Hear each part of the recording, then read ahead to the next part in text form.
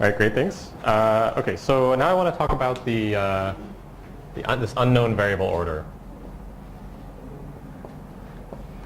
And I think it's first instructive to think about why the ideas I sort of rushly sketched at the end don't really work. So in the white box case, I'm giving you this read once ADP, and you can kind of figure out the order because you can just look at it and there's the order.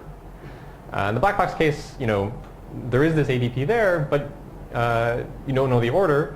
And let's just recall sort of what we would try to do, right? We had A of x, B of y, C of z, D of w. And what was the plan? We wanted to merge variables sort of in a brute force way and then condense or compress back down. But if I don't really know like which one is x, which one is y, which one is z and w, I don't know which ones I'm supposed to merge. Because if I merge x and z, then I don't really have this lemma from before that everything works. I can only make this work if I cut it into left half and right half, and then I can sort of preserve matrix span independently. But if I try to merge x and z, then it's not really clear why that should work, and you could probably show it doesn't work. Okay, so we need new ideas. And so the theorem I'm going to work to, What do you mean by merge x and z. So I wanted to say maybe that I'm going to take x and z, and I'm going to replace them as some function p of x prime and q of x prime. So I don't really want to say too much because it doesn't work. It's not going to work, and I didn't really tell you what did work. So that's kind of. Yes. So if there's some sense that these are commutative matrices, then I might as well assume that I know that it's x then y then z and w because any order would work. But if I want to somehow derive x and z from some new single variable x prime, then the order really seems to matter at the moment. Okay, but I don't know how to make this work. So, anyways, okay. So the theorem I want to work to, which is myself, Ramprasad RP, and Amir Shpoka, is the following. So, n, d, and r, right? This is the size of the ABP, and what's going to be the exponent? Well, it's going to be d times log r times log n. And so remember, d is the individual degree of the matrices. So if you have multilinear, which is basically what I'll be talking about mostly, and for the rest of the talk, let's just assume multilinear, d is 1. So, I'm just going to erase this because it's ugly and embarrassing or something. But so when you put it this way, it looks nicer. Yeah. So basically, you're saying for multilinear read-once ABPs, you can get quasi-polynomial time. Now, this is sort of like a log squared. In the known order case, you could get a log. So this is somewhat worse. But this is in the unknown order case. So for unknown, so this is hitting sets for this unknown order read-once ABP. Okay, so we need some new ideas, and the source of new ideas is what Nitin was talking about yesterday. So the theorem that they were able to show is something like polynomial to the polylogarithmic size hitting sets for, this is not going to do the result justice, but some sort of constant depth read-once ABP, which I won't define, but the point is that this is sort of like a logarithmic depth version or something. And so when you have a logarithmic depth, I mean, this exponent sort of becomes exponent, it's more an exponential size. So this is something new. Okay, and so that's what I want to work to. And again, so this part is going to kind of have some overlap in ideas with Nitin's talk yesterday, and I'll sort of say something slightly different. So please ask questions if there are things that are confusing, because it certainly confuses me. Okay, so again, we need some definition, and as always. So again, we have some R by R matrix. And in terms of multilinearity restriction, I'm only going to use it sort of at the very end, and I'll tell you when. But otherwise, you can just say it's anything. So if you have some R by R matrix, I'm going to say that it's L concentrated, as Nitin did, if the following happens. So let's look at matrix spans. Right. So what is the matrix span? To remind you, this is the span of the coefficients of f. Right, so we're looking at f as a polynomial with matrix coefficients. Take those coefficients, take the span, that's the matrix span. Right, so what does it mean to be L concentrated? It means that the matrix span, we don't need to take all of the coefficients. We can take only those coefficients, so the matrix span is equal to the span of the coefficients where these coefficients are sparse. So this is again like the Hamming weight of the coefficient. So if you have x, y, right, this is too sparse, and so on. So if you take the sparse coefficients, again these are matrices, you take their span, then this is the entire matrix span, and that's what I want to say by L concentrated. Okay, and there's some examples. Right, so if we have f, suppose we have this 2 by 2 matrix, x plus xy, 0, 0, x squared or something. So this is a 2-variate polynomial, bivariate, but it's 1 concentrated. Why is it 1 concentrated? Well, this coefficient here on xy is sort of made redundant by this x. That, you know, this is they both contribute 1, 0, 0, 0 to the matrix span. So we don't need this 2 concentration. Okay, so this is, has good, better concentration than trivial. But there's also the simple example, I didn't mention yesterday, of the full monomial. So you have n variables, and this is a 1 by 1 matrix. And you can say, well, what is its level of concentration? Well, it's certainly n concentrated, that you can just look at the coefficients on everything. But it's not n minus 1, because if you look at low support monomials, there's nothing there. Okay. But the nice thing is that in this same way, this is f of x, say. If you take f and you add this vector 1, as Nitin mentioned yesterday, then you get 1 plus x1, 1 plus xn, and this is now 1 concentrated. So we took something which was seemingly complicated in this definition of that's n concentrated. We shifted by x going to x plus 1, and now we get 1 concentrated. And we want to understand this phenomenon. Okay, so before, what we were talking.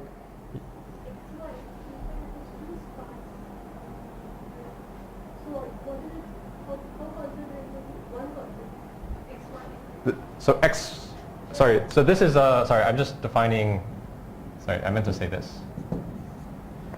That's what I meant by that. I mean, as a polynomial, like if you look at xy, this is 2 concentrated, and it's not 1 concentrated. But I just wanted to, sorry, I wanted to define this notion. Okay. Sorry. Okay, so in the previous hour, right, we were talking about how you could cut something in half and you could do divide and conquer. And I want to say that the same sort of thing will work here, but So why is that 1 concentrated? so if you look at this polynomial, right, it's just going to be basically the sum of all. Sorry.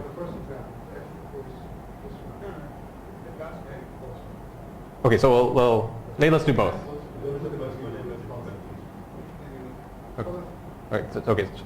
I'll do the first one first and the second one second. Okay. So this is one. So let's look at the coefficients of this polynomial. So this is the x coefficient. This is the x. xy coefficient, and this is the x squared coefficient. Right? So the matrix span would be the span of these things. Now certainly this one is redundant on this. This one is independent. Right? But if I'm only looking at L sparse or 1 sparse monomials, the 1 sparse monomials are this one and this one. So, okay, I guess I thought it was, okay, so basically if you have x1 to a1, xn to the an, right, what I want to say here is just the number of ai such that ai is not 0. Sorry, so I'm not talking about degree, I'm just talking about the number of variables that are involved. Sorry, that's not clear. Okay, so in this case, it's 1 concentrated because this is the only one that's sort of beyond 1, and we can forget about it. Okay, so let's look at this one. If you expand out this polynomial, it's just going to be it's going to be all monomials. So this, something like this, where A is anything. Or putting it another way, you can say it's the sum over XA, where the coefficients are just this 1-1 matrix. And so you only need to take the coefficient, the 1 coefficient, because the constant term of this polynomial is just 1, and the matrix span of these matrices is just 1. Okay. So the second example is a product of x's? This one. Yeah. Yes. Yes. Okay, so hopefully the definition is clear now. And right. Okay, so now we want to do divide and conquer. And so that's going to come from the following claim, which is that suppose you have a of x and b of y. So again, they're variable disjoint, which is very important. And suppose that they're L concentrated. What I want to say is now that a of x times b of y is 2L concentrated. So hopefully this is like reasonably intuitive. You can, again, show it in the privacy of your own home. But this is sort of saying that, okay, so the proof is not too bad. But why is this actually helpful? Well, again, it's saying that what we're going to do is we're going to take our Re-once ABP. We don't know the order of the variables, but let's talk about that a little bit later. If we did know the order of the variables, we could sort of look at the left half, look at the right half, sort of take the matrix span, and somehow, massage it a bit using, well, shifts, but it doesn't really matter. We're going to massage it a bit such that it has this concentration.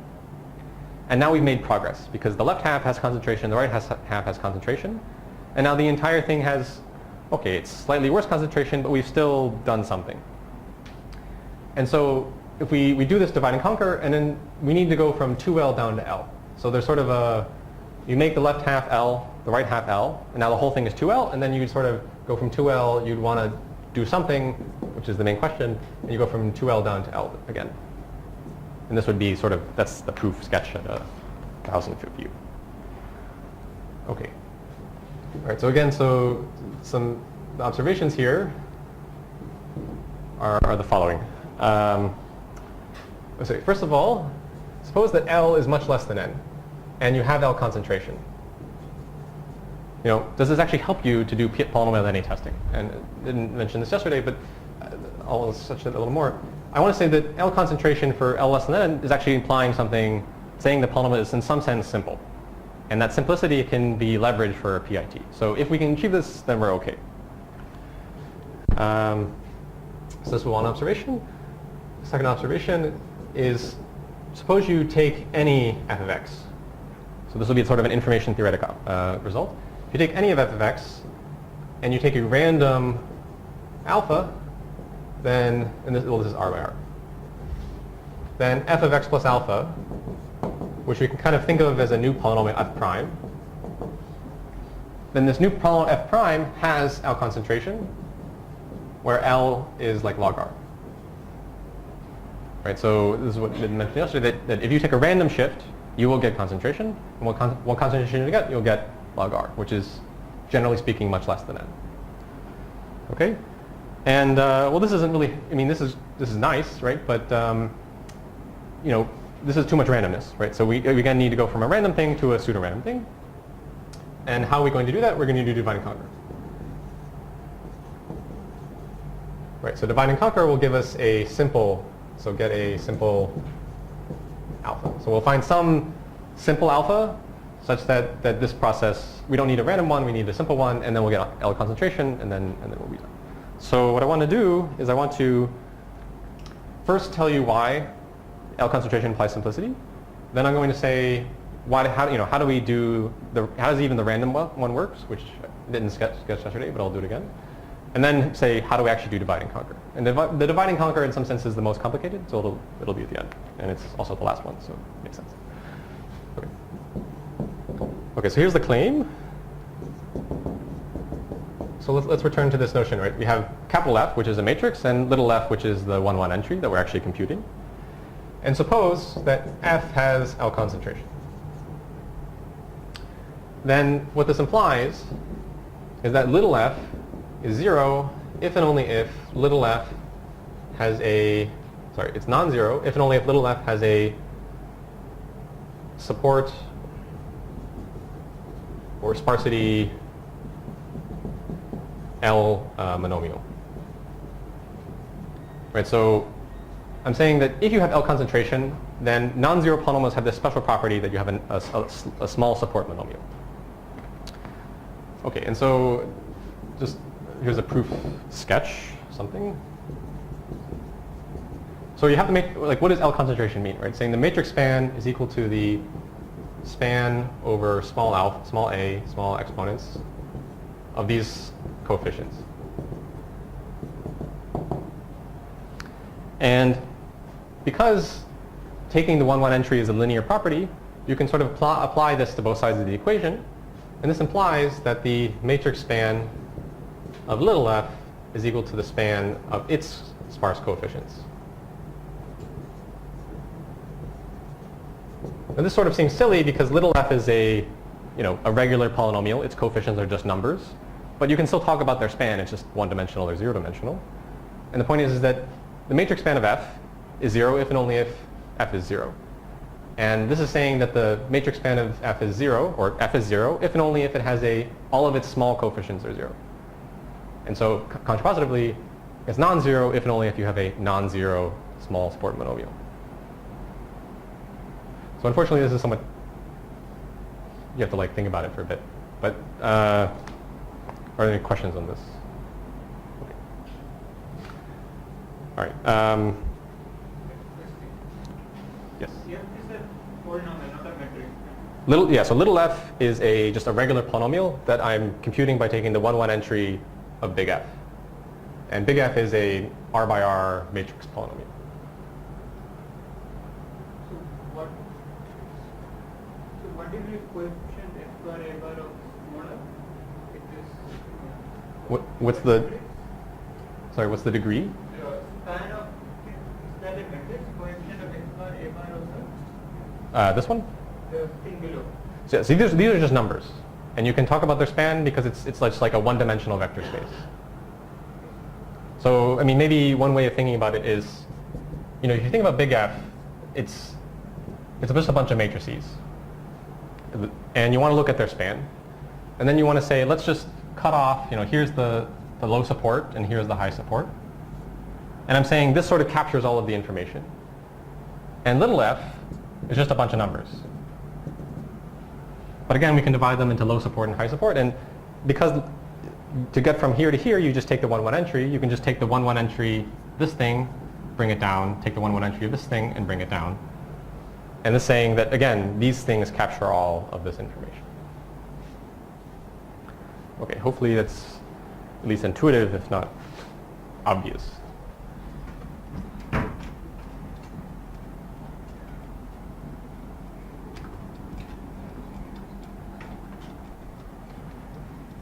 Okay, so here's another intuitive but not necessarily obvious claim.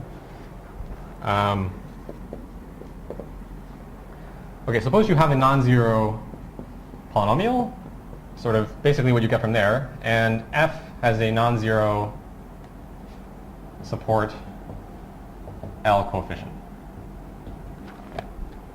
Can I do PIT of this thing efficiently? And the answer is yes, you can do a hitting set. This is n variant. You can do a hitting set in n to the L. And Nitin said this yesterday, I'll say it again. So what do you do? Well, here's an example, right? What can this non-zero support L coefficient look like? Well, it could be something like x1, xl plus stuff.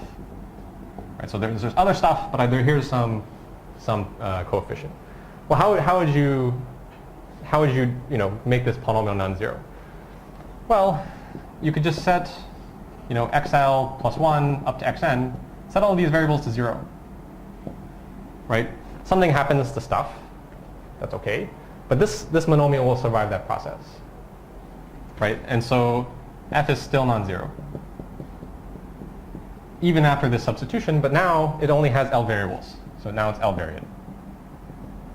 So now you have a non-zero polynomial with L variables and degree small and such. And this is now you just do a brute force, which I won't do for you, but basically brute force would give you some factor of n to the L. But I sort of promised you that it's sort of, these are the variables that are in this support monomial.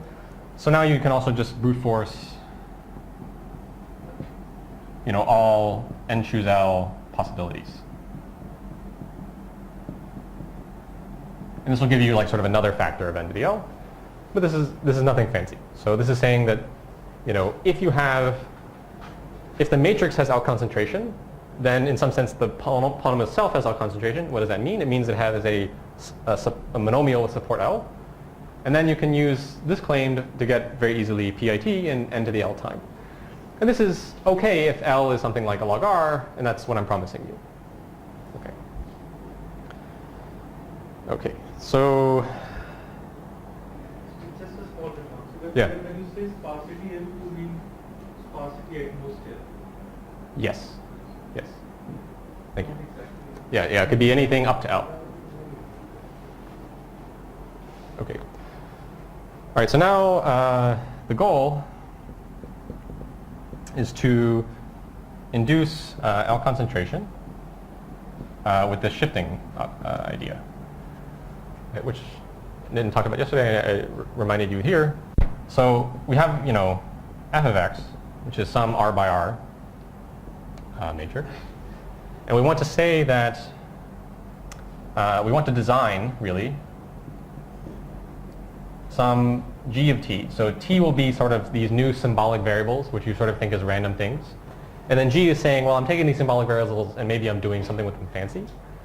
And then this is going to be my shift. So we're going to design this g of t such that f prime, which is just the shifted version of f of x plus g of t. So this new polynomial, shifted, is L concentrated. So we want to design this so is like log R concentrated.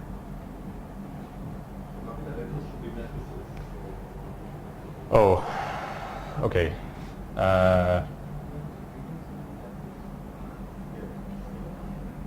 Okay, capital, so this is a curly G. I won't use it again, but non-curly things will be matrices. Okay.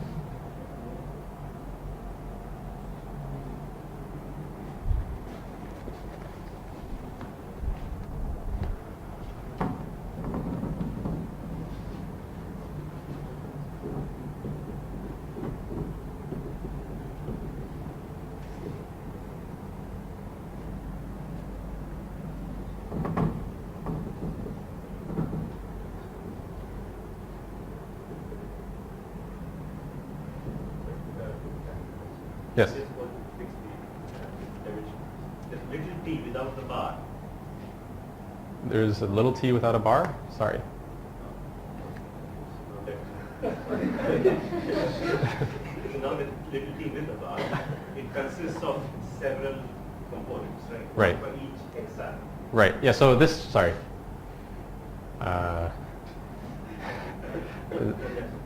Is that helpful or not helpful? Or is that worse?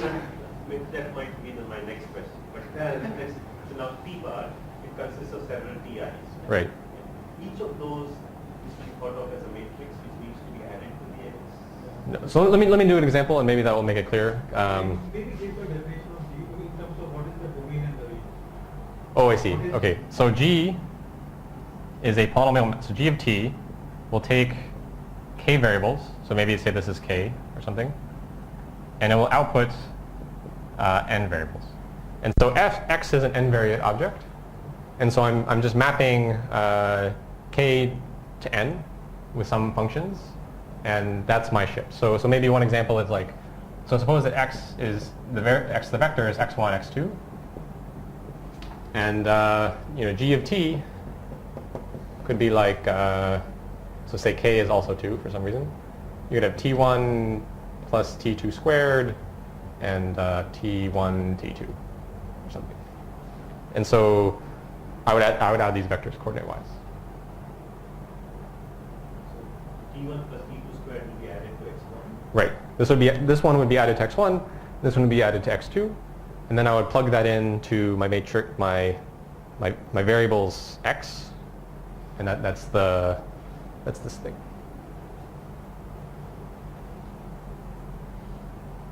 Okay. Sorry.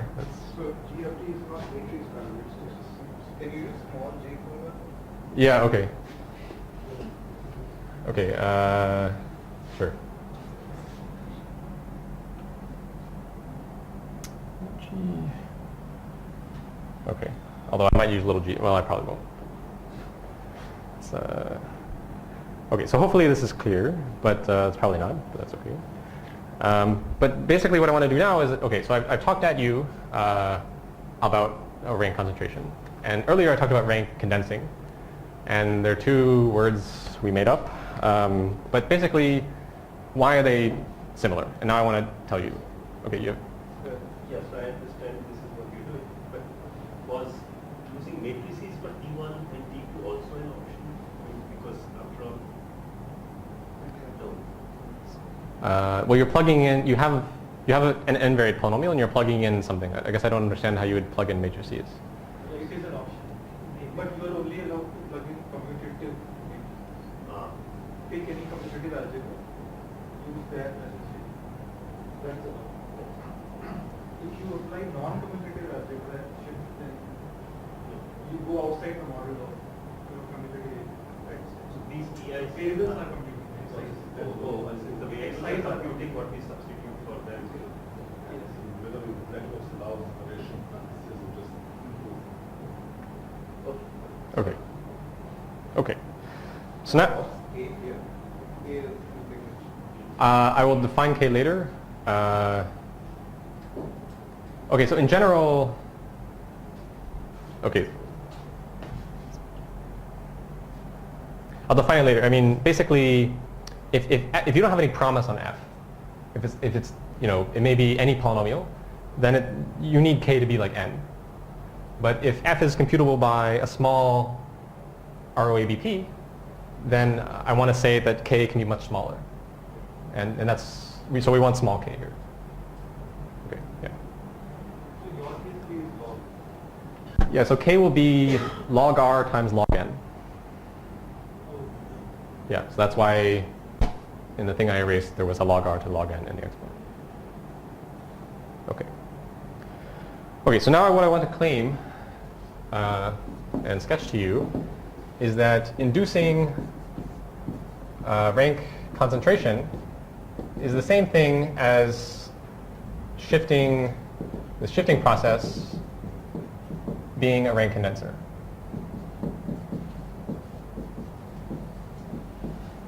So in the last hour I said, what is a rank condenser? What's an idea of like how we can prove things are rank condensers?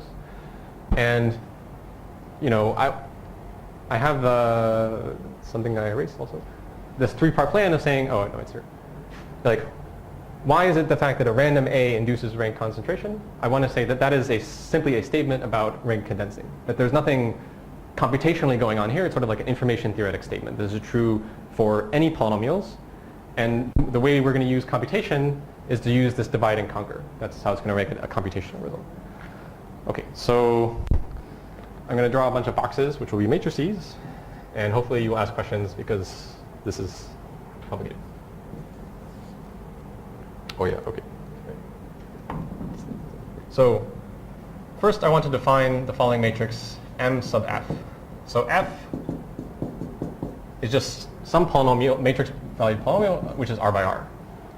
And I'm going to define a long matrix associated with this thing. So this is a matrix, and there are many matrices, unfortunately. And this will be 2 to the n by r squared.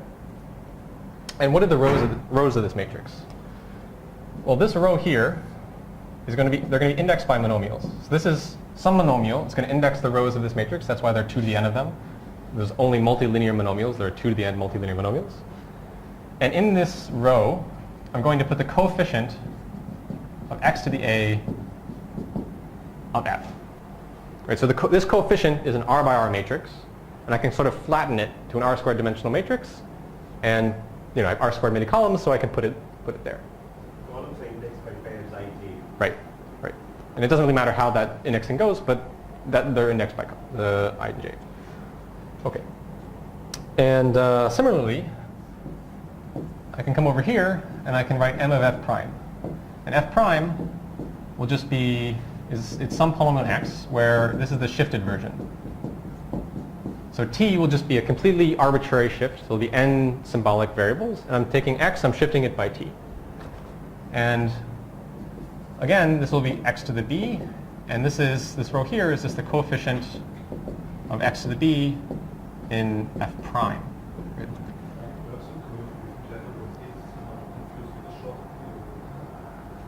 Okay. No, but I really wanted to be t at the moment. I don't want to talk about g. But okay, so let's say s. Sure. Okay.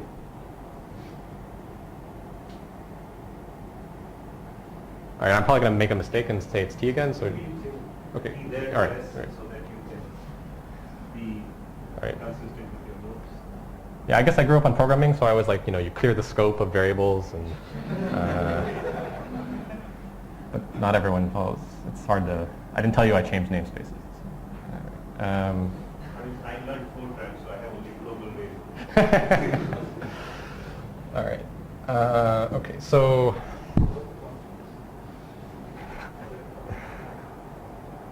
Okay, so we have this matrix and we have this matrix, right? They're just a list of coefficients. And I want to say, well, these aren't just unrelated, right? They're related by something. And this is this transfer matrix that Nathan was talking about.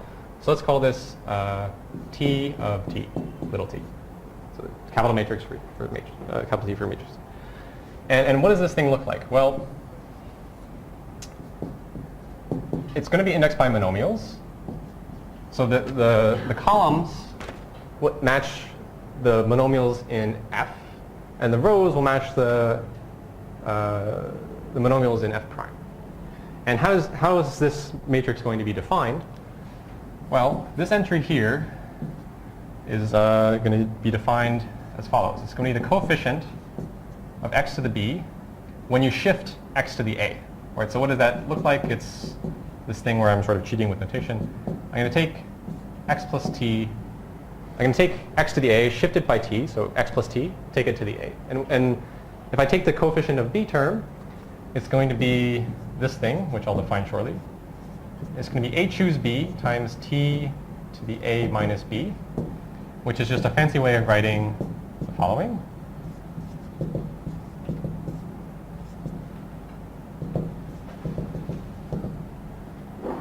So this is just sort of a fancy way of just saying I'm going to multiply everything together. And you can verify that this is just like the binomial theorem, right? Okay, and the point is that for multilinear things, the AIs and BIs are just zeros and ones. So this will just be Boolean. Right, just like how Nitin was saying there's a Boolean matrix yesterday. Okay. So one fact is that T of little t is invertible as a matrix. And why is this? I mean, it's not too hard to see. It's basically because T of minus t is the inverse. Because if you take f of x, you shift it by t, and then you shift it by minus t, you're going to get back f of x. Right? So that's sort of pretty intuitive. And the nice corollary of this is that we can now relate the matrix span of f and the matrix span of f prime. So the matrix span of So the matrix span of f, what does that equal? Well, it's just the span of the coefficients. The coefficients are just the rows of this matrix. So the matrix span of f is equal to the row span of m sub f. And now m sub f times t is equal to the m sub f prime. And because this is invertible, they have the m sub f and m sub f prime have the same row span. Right, so this is equal to the row span of m sub f prime. And what is that? That's just the matrix span of f prime. Where? Yeah, so this will be in the field of fractions. So I didn't want to do that because I was going to get tired of writing it and probably mess up. So, but yeah, so this will basically all be in the field of fractions over the symbolic shift t. Okay. Okay, so that's the transfer equation, and now I want to relate this to L concentration.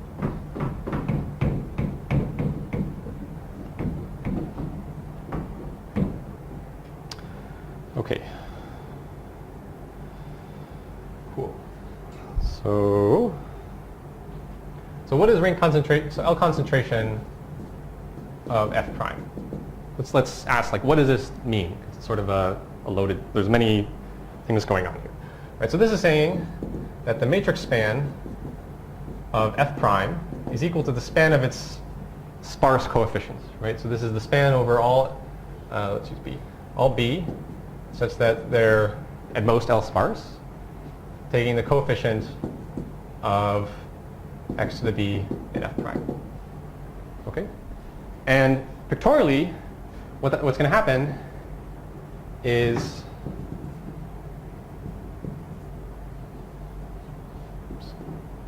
right, so here is m sub f prime, and I'm going to divide it, like divide this matrix into the sparse coefficients and the large coefficients, right?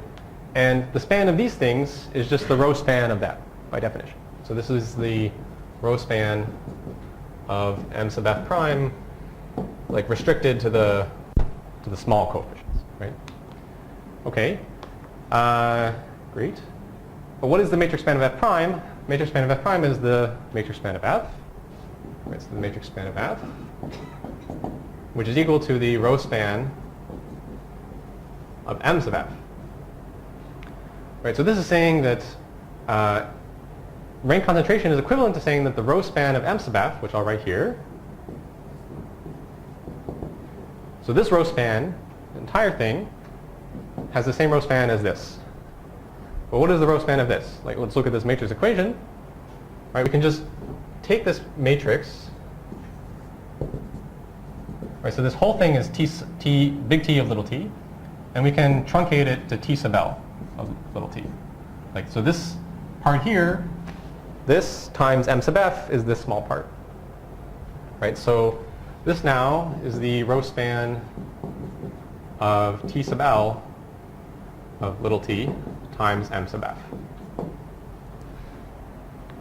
Okay, so to say that f prime has L concentration is, through this long chain of annoying inequalities, is equal to the saying that the row span of m sub f is equal to the row span of T sub L times m sub f. And so this is just saying that, so this is equivalent then, that T sub L is a rank condenser.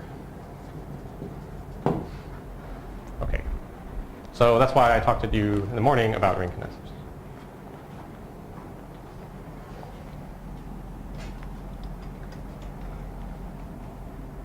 So it's sort of, before we had, in this Gabas-Raz sort of rank condenser, I said it was important because it had this van der Waals structure that it was compatible with polynomial evaluation. So it's not, it's important for us in black box PAT that we're not using arbitrary rank condensers, we're using stuff that's compatible with our black box access. And so it's sort of the same thing here, that the shifting operation, it's very black box, but it's it's a rank condenser and it's not arbitrary. So we're going to use it the Oracle access efficiently. Okay, so what am I doing? Right. Okay, so the proposition is just that T sub L is a rank condenser. And this is true whenever L is at least log of R squared. So I want to condense this multilinear polynomial to its small support things, and the support is just the log of the number of columns. The number of columns is R squared. Okay. And okay, so what's the sketch? Okay, so the sketch is basically as before, right? So before we had this recipe, using Cauchy-Binet. And so what do we do? Well, We did the decomposition. We showed some sort of linear independence property. We used Cauchy-Binet, said distinct monomials. There's a lot of things to say. I'll say it slowly. But so what's this? So we have T sub L. And again, right, so this is going to be A choose B times T to the A minus B. Well, the decomposition, it also holds. It's the same thing that I said yesterday, a different language. This is a big thing, and I'm running out of board space. Okay. So now there's going to be 3 matrices. And they're going to be indexed, say this is A, this is B. So what is this one? Well, this matrix is just going to be T to the A minus B.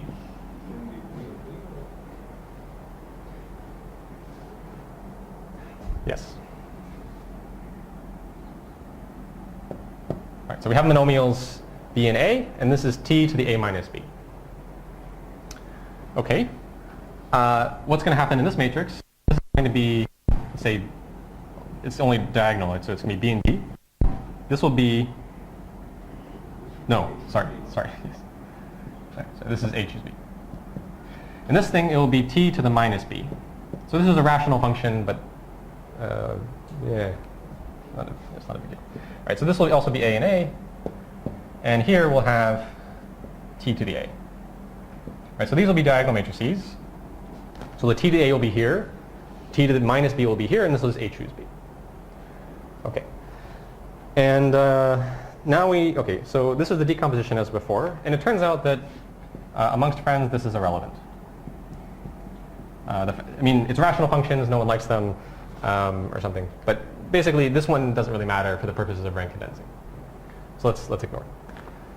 So this matrix has the property that any r, well, it's really like 2 to the L, which is equal to r squared. Columns are linearly independent. Something also Linden sort of talked about yesterday. And it's not quite true, but this is sort of like a dual read Mueller code. So for those who understand what that means. But basically, there's some property here saying that this is like a parity check matrix of a code, basically that any small subset of columns are linearly independent. So we had this before, right? Before it was just a van der Waals structure, but this is something a little bit more complicated. It's sort of technical to show, so I want to actually argue, but it's actually nothing terribly sophisticated. And here, right, this is a diagonal matrix. And again, it has distinct monomials.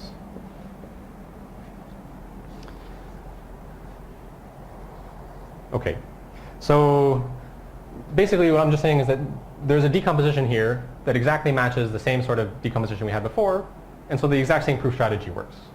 I mean, it's a little bit more complicated because now we have many variables and as opposed to one, but conceptually there's not a big jump.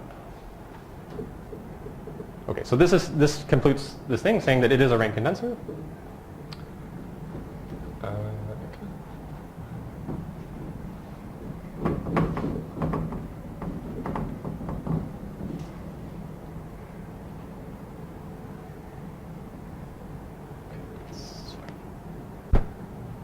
Okay, so this is saying that a random shift induces great concentration.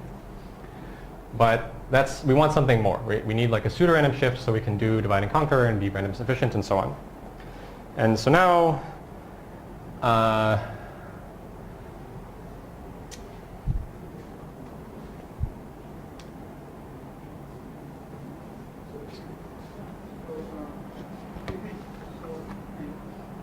Here, fixed matrix.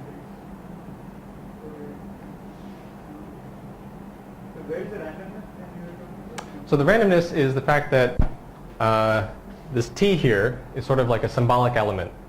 And if I actually wanted to use this in practice, or I mean in theory in practice, I would need to use like random elements. Because this is like some symbolic thing which is not very helpful. I need to use actual field elements.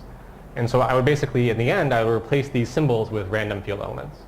And if I'm using too many symbols, then that's too many field elements, and then that's not randomness efficient, because I'm going to brute force over everything. Here is randomness with high probability over here.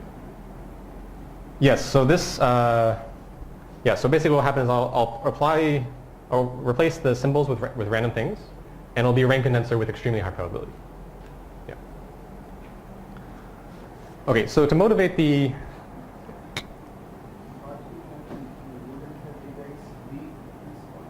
if I didn't erase D, this is still true. No. So Amir's question was, I'm stating this all for multilinear stuff, but this actually also is true for non-multilinear things. It's not that much harder. And then you can actually say a little bit more. You can actually send something slightly stronger than sparsity, but I won't get into that. In this picture, are you using anywhere that D is 1? That what is one? Picture which you have drawn. That D is one? No. You are No. So, sorry? So it is a statement that also holds for non-multilinear polynomials. Yes. Yes. So this is just, I mean, there's no multilinearity. I'm not even using the fact that, no RO ABPs coming here. This is just a matrix of polynomials that I'm condensing down to small concentration. Yeah. So it's only that in non-multilinear case, the matrix is non-Boolean. Right. So non-multilinear, it's non-Boolean, and so there is if you have larger D, then you get into problems with field characteristic, because then the matrix might become, like the binomial coefficients might become 0 a lot, and then the theorem is now false if you don't if you have small characteristic and D greater than 1, but then you can fix it with another thing, something called Q derivatives, which I don't have time to talk about, but I can talk to you later about. So that Just give a inductive proof. sorry. So there is an inductive proof which works over any characters. No, I think the theorem is false over any characteristic. It is false. Yes, because I'm pretty sure it's false, and I mean, it's true for multilinear for anything, but you need the characteristic.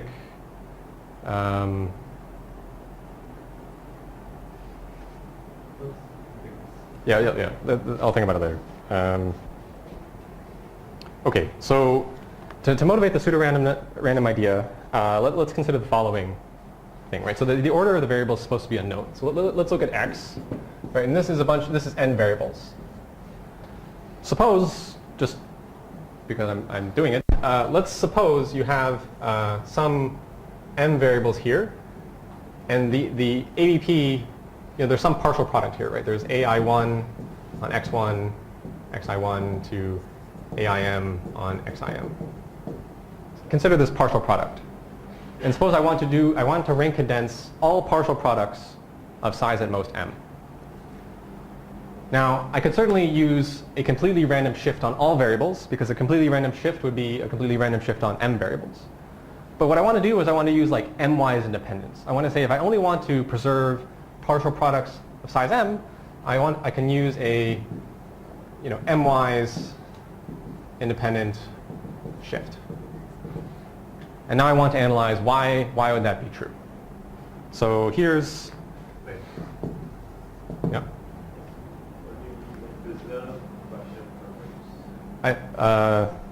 Okay, let me state the theorem, and hopefully it'll be more clear. Okay, so suppose you have a polynomial map. Let me call it little h vector. Let's use k. So I have some map h, which takes k really random variables and gives you n pseudo-random things. And I'm going to say that T sub L, right, so T sub L is going to be on n variables. Okay, so it's a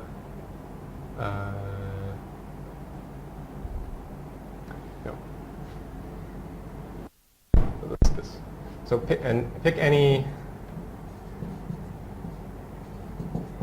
n subset of n. Okay, so each, let's do it this way. So you have a1 on x1 up to an on xn. This isn't actually the variable order, but let's just associate with each variable its matrix. Now pick some subset, let's call it S of n, and I want to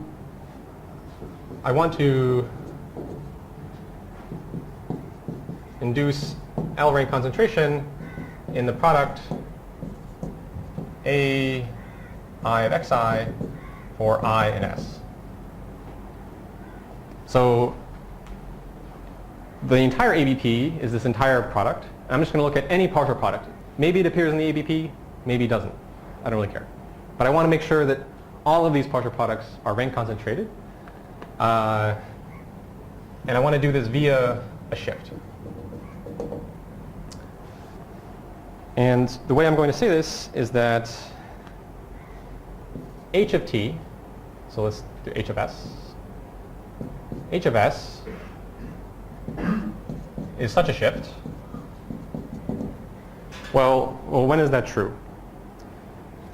So it's a shift for L equal to log r squared when H is, now I'm going to define it, but I'll just say it first, is n-wise independent. And what I mean by this is that consider all monomials of the form x to the a for like all m sparse monomials. This is some set of monomials. I want to say this set of monomials remains distinct. And I want to say furthermore, they remain distinct monomials under the following substitution. When you replace x by h of s.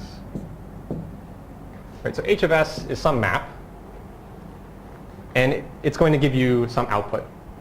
Now evaluate this output on these sparse monomials. You're going to get something new. I want to say that you always get a distinct, amongst this set you get monomials, and they're all distinct on the output of this map. And so what could a map like this look like? I mean, you could do something like, so this is vector of variables, but you could, so an example would be something like h of, say, a single variable might be like 1 s squared, s to the 4th, s to the 8th, etc. I mean, this is sort of not something I want to do, but if you did this, and you had multilinear monomials, they would remain distinct, because this is like the Kronecker substitution. Right? So this is something that you can do. Okay, but suppose you had such a map that remained distinct this way. I want to say that you're inducing L concentration in all of these partial products. Okay, and why is that true? It's true basically because you just look at this, like you look at this sketch again, and you say, well, what's happening? Again, this thing is irrelevant. This matrix doesn't change. But now I have different monomials, but they remain distinct. And that's all we're using. They remain distinct, and so the whole thing goes through. Okay? So this is saying if we have m-wise independence, we can preserve like partial products of size m. And how do we get m-wise independence? Sure. That's the definition of m-wise independent. That one is polynomial to remain. Yes. Yes. Yes.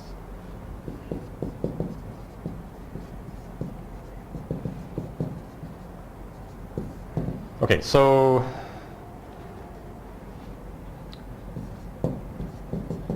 what I just want to say now is that there exists a map that is m-wise independent. And the main question is, what is k? Because certainly if I just took k to be n, achieving m-wise independence is easy because you can just achieve n-wise independence. And what Clive and Spillman showed, it's basically you're using some error correcting codes and hashing ideas where k is about m. So if you want m-wise independence, you only need about m new variables. Okay?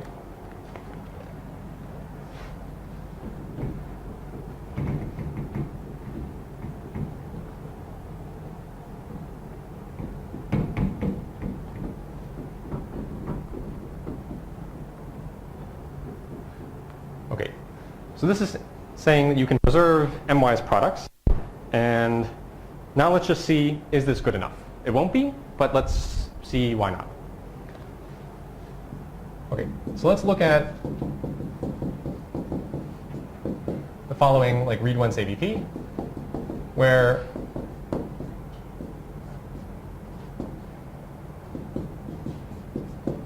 this is not 4 variables, this is 4 blocks of variables. So I'm taking n variables, I'm dividing them into 4 blocks, okay? And each of these is going to be m variables. Okay? Okay, so what happens if so each of these initially has m-wise concentration, right? Because they're m-variant. What happens if I do a shift? Right, if I do a shift with this map, so we'll get x plus say hx of s, right? So this is sort of the output of map restricted to x. B of y plus the shift on y, so h of y, say, and so on. So I've done one shift, and what does that do? Well, the number of blocks that we have is sort of n over m, and the block size is m. Right? So I have size m blocks, and I have n over m. Right? And what's the concentration? Well, initially it was m, and what I did is I reduced it to L. Right? The number of blocks is the same, and the size is the same, because the shift, by this property, all partial products will have their rank concentration increased. So it seems like we made progress, right? Because if you sort of say what's the overall concentration, it's n over m times L, which is smaller. But yes, okay. So now this is C and D, and so here's now the new idea. Well, it's based on what last hour also. Now let's do a merge step. So we did a compress step, but now we want to do a merge. So now just take these two things and consider now as one block. So what does that mean? Well, I'm going to abuse notation here and say this is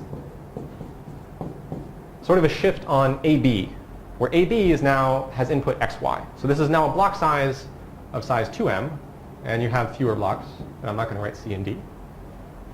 And what is the concentration? Well, the concentration is 2L. Right? 5 minutes, okay. Yeah, I'm running a little bit behind, so we'll see what happens. But now the question is, you want to do another shift, because you want to go from 2L back down to L. And here's where it really becomes kind of a problem, because before, like, how many variables are needed here? Like, if we use this pseudo-random shift, there are m variables that we need, right? Because these are just m-wise blocks. But now this is a block size of 2m, and if we wanted to do a shift, right? If we wanted to do a shift here, we would need two m-wise independence. And if you kind of think about it, then we would need 4m and 8m and so on, and that's just too much. So this seems great, but we actually need to do something more. What's the second point? Bad handwriting size. So this is the size of the block. So this is each variable is m, x is m variables, y is m variables, and so on, and this is really 4. Okay. Okay, so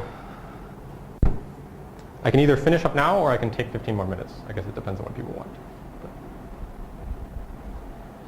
Okay.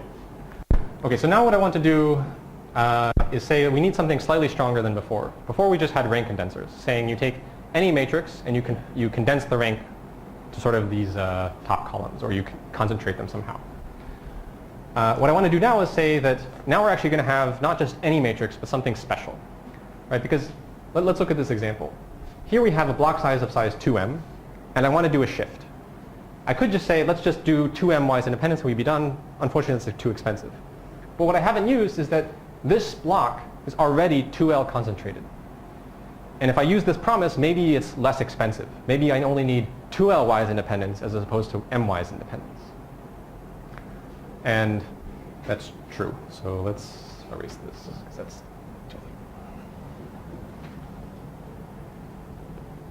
If you want ky with respect to numbers, then sorry. for higher monomials will not work. Right. Higher degree monomials will Right. not work. Right. Right. So, yeah, as Amir was saying, I'll read it when we get there. Basically, like, they're monomials of size 2m, and if we only use small-wise independence, it won't work. So the idea is we're going to use some trick, which is where we're using multilinearity. We're going to separate the low from the high. The high will sort of be banished and do a timeout, right? And then the sort of low support monomials of 2L will be completely hashed distinctly, and that will give us the distinctness that we need to power the argument. Okay, so let's just have the picture again.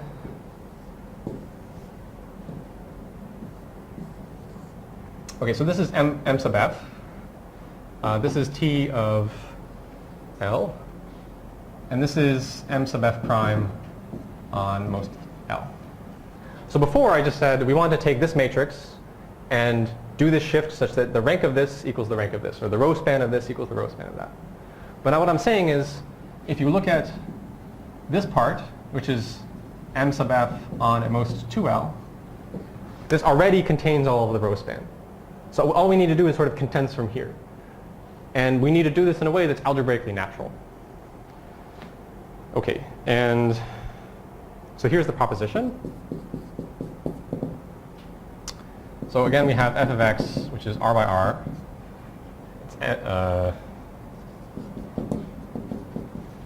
This is where we're going to use multilinearity in this particular step, right? And we say that little h is 2 Ly's independent. So again, this is the hashing map. So then, so this is a multilinear r by r matrix, which is already L concentrated. Then it follows that, sorry, this is 2L concentrated, and we want to induce L concentration. The shift that we're going to take, we're going to take x plus some new variable z, or maybe I shouldn't use z. Let's use z. I'm not going to remember. Okay, times h of t, h of s. Okay, so h is a 2y's independent map. There's going to be that shift, and all I'm going to do now is multiply by z, and this is going to be a m-variate thing. So I'm sort of looking at some partial product, right? Some m-wise thing, which is already 2L concentrated. So it sort of lives in the larger n-dimensional space, but it's only m, partial product of m, but it has 2L concentration. And I'm saying that if you have an 2L-wise independent map, and you shift by this multiplied by z, then we get L concentration. Then this is L concentration. Okay. And so what's the sketch of this? Why is this true? So let's return to this picture. So in this picture, we can divide things into things that are bigger than 2L and things that are smaller than 2L. So let's draw things here and say this is bigger than 2L. These are the monomials bigger than 2L. And we can similarly divide this matrix such that this is less than 2L and this is bigger than 2L. And what do we use for the argument? Right? This is irrelevant. This has some independence properties. That's still true. But we need monomial distinctness.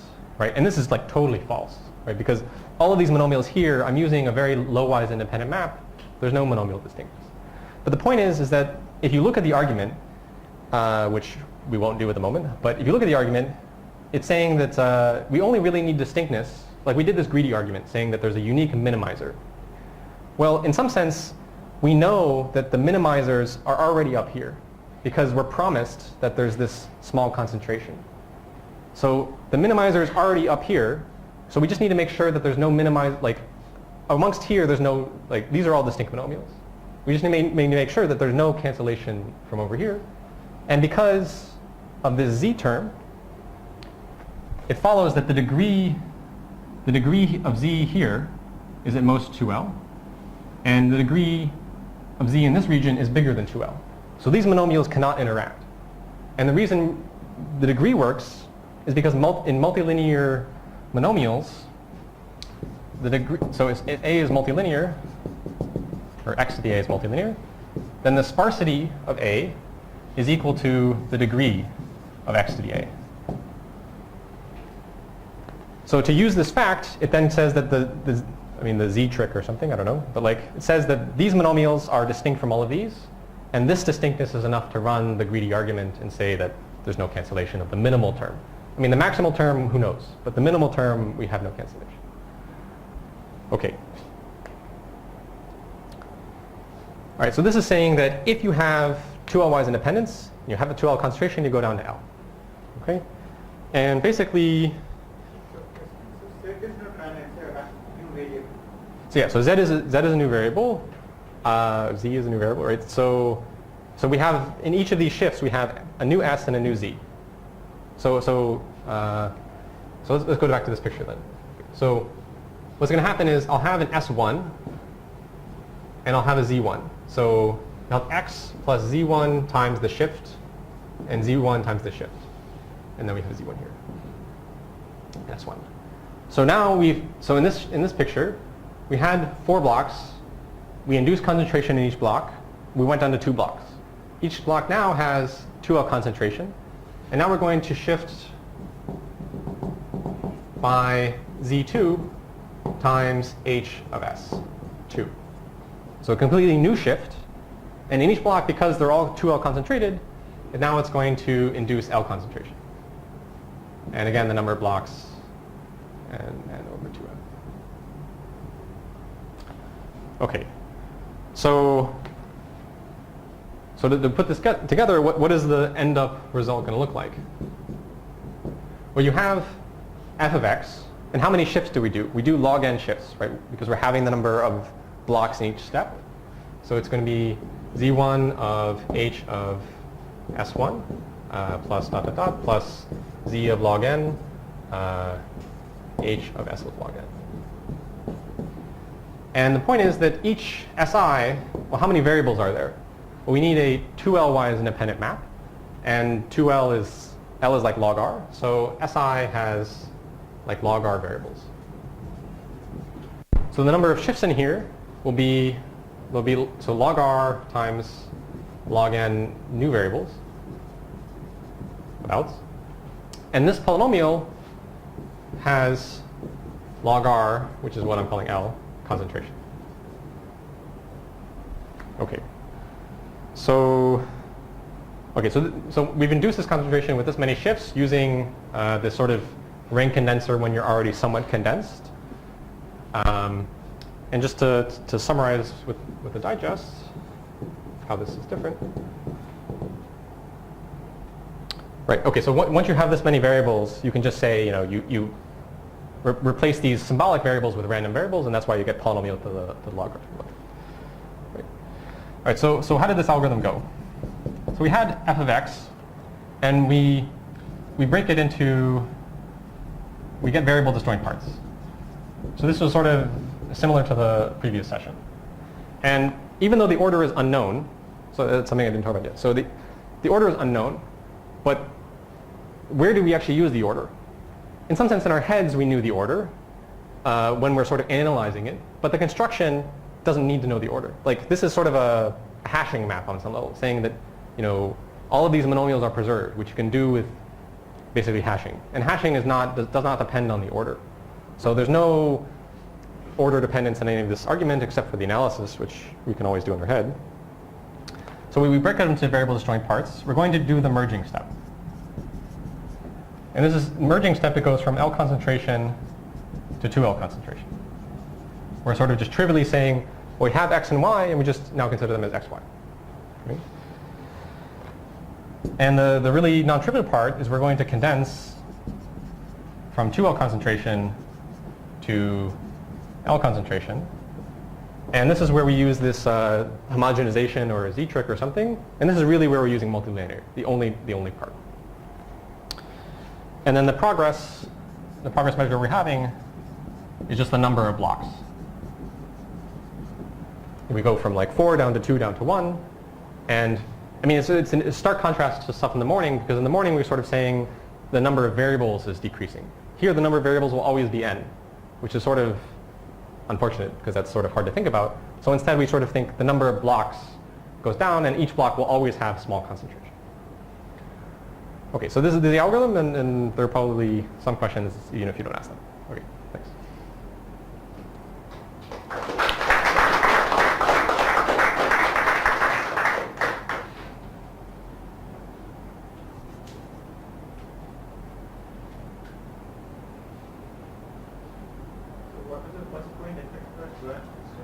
Yeah, so the point is that I have a Re-1 AVP like this, and I can write it like this matrix product. And I'm just going to break it into variable disjoint parts. I'm going to say, here's x, here's y, here's z, and there's no overlap between the variables. You know that partition. So I know the partition in my head, but I'm not using it in the construction. In the construction, like this hashing map by Clavich-Spielmann does not need to know the partition in order for it to work. But in my head, I need to know the partition such that I can do the analysis. But the point is that no matter what partition it is, the analysis will still work, so it's okay.